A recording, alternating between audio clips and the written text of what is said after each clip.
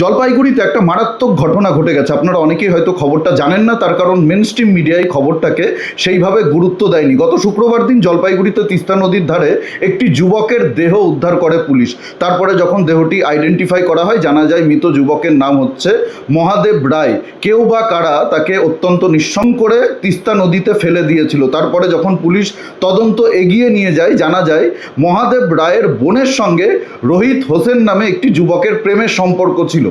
আর এই প্রেমের সম্পর্ক মেনে নিচ্ছিল না মহাদেব রায়। সেই লাভজি ঘটনা, এই লাভজিয়ার ঘটনা মহাদেব রায় মেনে নিচ্ছিল না, বাধা দিচ্ছিল রোহিত হোসেনকে। আমার বোনের সঙ্গে এইগুলো নোংরামি আমি বরদাস্ত করব না। রোহিত হোসেনের পথের কাটা হয়ে দাঁড়িয়েছিল এই মহাদেব রায়। তাই মহাদেব রায়কে রাস্তা থেকে সরানোর জন্য একটা পরিকল্পনা করে এই রোহিত হোসেন। 3 জন বন্ধুকে পাঠায় মহাদেব রায়কে নিয়ে তিস্তা নদীর ধারে মদ খাওয়াতে হবে। এত মদ খাওয়াতে হবে যাতে মহাদেব রায়ের হুঁশ না থাকে। সেই প্ল্যান মতো রোহিত হোসেনের 3 জন বন্ধু মহাদেব রায়কে তিস্তা নদীর ধারে ডেকে নিয়ে যায় সন্ধেবেলায় এবং তাকে মদ খাওয়াতে শুরু করে। মদ খাওয়ার পরে যখন নেশা হয়ে যায় তখন রোহিত হোসেন সেখানে যায়। নেশাগ্রস্ত অবস্থায় মহাদেব রায়কে হাত পা বেঁধে অত্যন্ত খুন করে তিস্তা নদীতে ফেলে দেয়। এই ঘটনায় রোহিত হোসেনকে গ্রেপ্তার করেছে পুলিশ, আরও বাকিদেরকেও গ্রেপ্তার করেছে। এই মহাদেব রায় হচ্ছে উত্তরবঙ্গের একজন রাজবংশী হিন্দু যুবক। তার বোনের সঙ্গে লাভ জিহাদের ঘটনা সে সহ্য করতে পারেনি। সে বাধা দিয়েছিল রোহিত হোসেনকে যে আমার বোনের সঙ্গে এই নোংরামিটা চলবে না, আমার বোনের সঙ্গে এই সম্পর্ক চলবে না, এগুলো আমরা মেনে নেব না, আমার পরিবার মেনে নেবে না। সেই কারণেই আজকে মহাদেব রায়কে পৃথিবী থেকে সরিয়ে দেওয়া হলো, শেষ করে দেওয়া হলো মহাদেব রায়কে। আজকে মহাদেব রায়ের পাশে কারা রয়েছে? সেই বিশ্ব হিন্দু পরিষদ রয়েছে, যারা বিভাজনের রাজনীতি করে, যারা জাতিগত রাজনীতি করে। তারা আজকে কেউ মহাদেব রায়ের পরিবারের পাশে গিয়ে দাঁড়ায়নি। কারণটা কি? কারণ মহাদেব রায়কে যে খুন করেছে তার নাম রোহিত হোসেন, কোনো ভাটিয়া না, বাংলাদেশ থেকে আসা কোনো হিন্দু শরণার্থী না। অপরাধী হচ্ছে রোহিত হোসেন। হিন্দু হওয়ার কারণে আজকে মহাদেব রায়কে খুন হতে হলো। বোনের লাভজিদের সম্পর্ক মেনে নেয়নি মহাদেব রায়, এটাই তার অপরাধ ছিল। সেই কারণেই আজকে তাকে পৃথিবী থেকে সরিয়ে দেওয়া হলো। আজকে তার পাশে তো গিয়ে কেউ দাঁড়াচ্ছে না। সেই বিশ্ব হিন্দু পরিষদ, যারা হিন্দু হিন্দু করে, যারা বলে হিন্দু হিন্দু ভাই ভাই, যারা বলে বাটেঙ্গে তো কাটেঙ্গে, যারা বলে সবার আগে জাতপাতের ঊর্ধ্বে উঠে আমাদেরকে হিন্দু হতে হবে, তারাই গিয়ে পাশে দাঁড়িয়েছে। কারণ মহাদেব রায় সবার আগে হিন্দু। হিন্দু হওয়ার কারণে এই লাভজের ঘটনার সে প্রতিবাদ করেছিল, বাধা দিয়েছিল, মেনে নিতে পারেনি এই সম্পর্ক। নিজের বোনকে তো আটকে ছিল, রোহিত হোসেনকেও বাধা দিয়েছিল, হুমকি দিয়েছিল আমার বোনের সঙ্গে মিশবি না, আমার বোনের সঙ্গে চলবি না, এরপরে দেখলে বিপদ আছে। পথের কাটা হয়ে গেছিল মহাদেব রায় রোহিত হোসেনের কাছে। মহাদেব রায় থাকতে রোহিত হোসেনের ক্ষমতা ছিল না তার বোনের সঙ্গে কিছু করবে, নোংরামি করবে। তাই মহাদেব রায়কে আজকে সরিয়ে দেওয়া হলো পৃথিবী থেকে। ভাবুন, একটু গভীরভাবে ভাবুন, কি চক্রান্ত চলছে, কি ষড়যন্ত্র চলছে,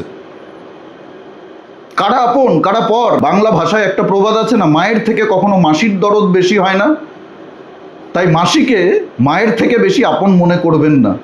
কারা আপনাদের বিপদে পাশে থাকে, কারা আপনাদের সঙ্গে থাকে, কারা আপনাদের সাথে থাকে, কারা আপনাদের সংস্কৃতিকে, আপনাদের কালচারকে রেসপেক্ট করে, কারা আপনাদেরকে বুকে জড়িয়ে ধরে, এটা ভাবতে হবে। ভাবার সময় এসছে। আজকে কিছু স্বার্থলোভী মানুষ নিজেদের স্বার্থ উদ্ধারের জন্য, নিজেদের রাজনৈতিক ভবিষ্যতের জন্য বিভাজনের রাজনীতি করার চেষ্টা করছে। হিন্দুরা এত বছর পরে যখন ঐক্যবদ্ধ হচ্ছে, তখন সেই ঐক্য অনেকেরই সহ্য হচ্ছে না, দেখতে পারছে না, মেনে নিতে পারছে না। হিন্দুরা যদি জাতপাতের ঊর্ধ্বে উঠে ঐক্য গড়ে তোলে, তাহলে তো আর ভারতবর্ষটাকে ইসলামিক রাষ্ট্র বানানো যাবে না।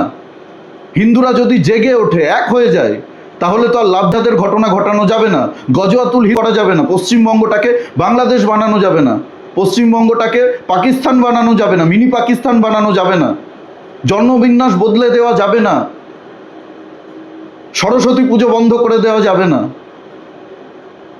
তাই গভীর একটা চক্রান্ত চলছে, গভীর একটা ষড়যন্ত্র চলছে, যার মোহরা হচ্ছে কিছু জাতিবাদী নেতা যারা চিরকাল সব জাতিতেই রয়েছে, জাতির নামে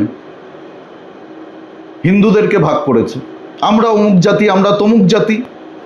আমরা হিন্দু হতে পারিনি, আমরা হিন্দু হওয়ার চেষ্টা করিনি। আমরা কখনো ভেবে দেখিনি বাংলাদেশ থেকে কেন হিন্দু হওয়ার কারণে ব্রাহ্মণ, ক্ষত্রিয়, বৈশ্য, শূদ্র সবাইকে চলে আসতে হয়েছিল।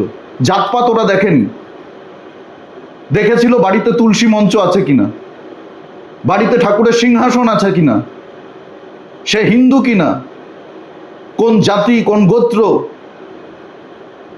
সেগুলো দেখেনি। দিনাজপুর, রংপুর থেকে শুরু করে বরিশাল, চট্টগ্রাম, নোয়াখালী, সমস্ত জায়গা থেকে হিন্দুদেরকে পালিয়ে আসতে হয়েছিল রাতারাতি। কেউ উত্তরবঙ্গে আশ্রয় নিয়েছে, কেউ দক্ষিণবঙ্গে আশ্রয় নিয়েছে। আপনারা অনেকেই আমাকে বলেন না তাচ্ছিল্য করে, নামের শেষে কেন হিন্দু লিখে রেখেছিস? আমরা কি হিন্দু না? হিন্দু হলেই কি হিন্দু লিখতে হয়? এই কারণেই লিখে রেখেছি আমি সবার আগে হিন্দু। আমার জাতি, আমার গোত্র, আমার পদবি, তার থেকেও আমার কাছে বড় পরিচয় আমি হিন্দু। এটাই আমার বড় পরিচয়, আর এই পরিচয় নিয়ে আমি গর্ববোধ করি। বিবেকানন্দ বলেছিলেন, গর্ব করে বলো আমি হিন্দু। আমিও বলি, গর্ব করে বলো আমরা হিন্দু। এটা আমাদের প্রথম পরিচয়। ধর্ম না থাকলে জাতি ফাতি এইসব কিছুই থাকবে না। ইতিহাস ঘেঁটে দেখুন।